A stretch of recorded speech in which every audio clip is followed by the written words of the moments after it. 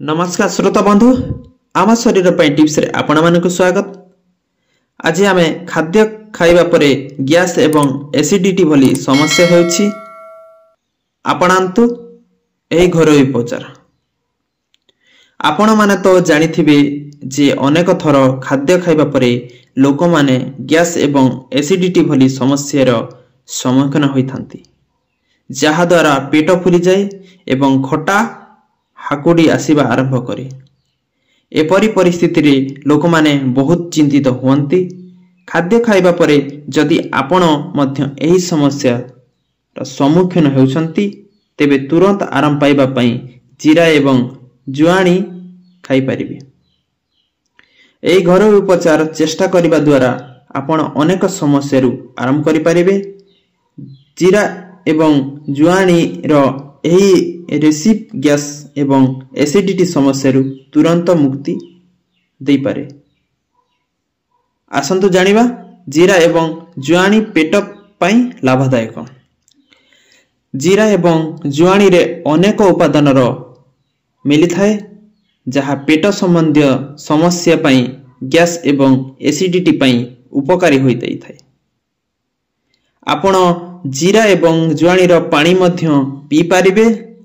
एही पानी पीवा द्वारा रोग प्रतिरोधक शक्ति मध्य मजबूत होई जाय थाए। जीरा एवं जुआणी पानी पेट जनित समस्या पई अत्यंत प्रभावशील होई थाए। एही पानी पीवा द्वारा गैस एवं एसिडिटी समस्या रु मुक्ति मिली थाए। जीरा एवं जुआणी पानी पीवा द्वारा केवल गैस किंबा एसिडिटी नियंत्रण हुए नाही, बरम पेट फुला मध्य कमी जाए एवं पेट फुला मध्य सफा हो जाय थाए।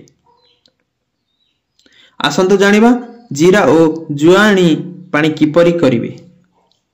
गोटे चामच जीरा एवं गोटे चामच जुआणी को एक ग्लास पानी रे फुटांतु। पानी फुटिबा परे याकू बाहर करी ठंडा हेबा परे पियंतु। एही पानी पीवा द्वारा पेट गैस एवं एसिडिटी समस्या रु तुरंत आराम मिली थाए। जीरा और जुआणी पानी पीवा द्वारा एही सबु समस्या रु मुक्ति मिली थाए। रोग प्रतिरोधक शक्ति बढ़ाई थाए। जीरा एवं जुआणी पानी पीवा आपणक दुर्बल रोग प्रतिरोधक शक्ति बढ़ाई थाए एवं आपण मौसमी समय रे रोगर शिकार होती नहीं। मोटापण रु मुक्ति मिली थाए। जदि आपण अधिक ओजनिया तेबे एही पानी आपणक पई लाभदायक होई पारे। तेबे एहाकू प्रतिदिन पीवा द्वारा आपणक ओजन खूब शीघ्र कम हेबा एवं आपण फिट रहिबे। यह व्यतीत आपण अनेक समस्या रु मध्य मुक्ति पाई पारिबे। सेति पई जेउ माने एही सब समस्या रु रक्षा पाइबा को चाहुछंती से माने जीरा एवं जुआणी को एही उपाय रे सेवन करंतु। आशा करूछि भिडियोटी आपण माननकु भलो लागिथिबो। तेबे भिडियोटी भलो लागिथिले आम सह आगो जोड़ी होई रहबा पई आम भिडियो को लाइक और शेयर करिबारु को जमा मध्य भूलंतु नाही। धन्यवाद।